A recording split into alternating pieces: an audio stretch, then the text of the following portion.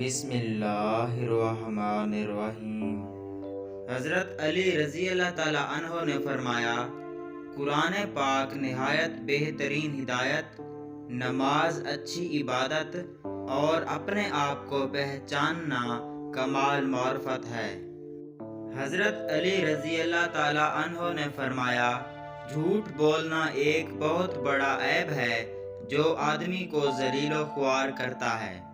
کینہ اور دل میں کھوٹ رکھنا دل کی بیماری اور سب عیبوں کا سردار ہے۔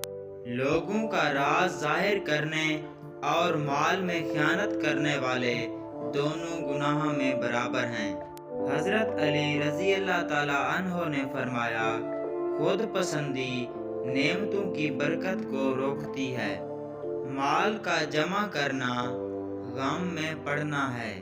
حضرت علی رضی اللہ تعالیٰ عنہ نے فرمایا، خیانت اور مشکوک چیزوں سے بچنا دیانت ہے۔ ایک اور جگہ پہ آپ نے فرمایا، گنگا ہونا جھوٹ بولنے سے بہتر ہے۔ جب تم دنیا کی مفلسی سے تنگ آ جاؤ اور رزق کا کوئی راستہ نہ نکلے تو صدقہ دے کر اللہ سے تجارت کر لیا کرو۔ حضرت علی رضی اللہ تعالیٰ عنہ نے فرمایا، اپنی زبان کو سلام کرنے کا عادی بنا لو، اس سے دوست بڑھتے ہیں اور دشمن کم ہوتے ہیں۔ مزید اچھی ویڈیوز دیکھنے کے لیے ہمارے یوٹیوب چینل سپر ورک کو سبسکرائب کریں۔ شکریہ۔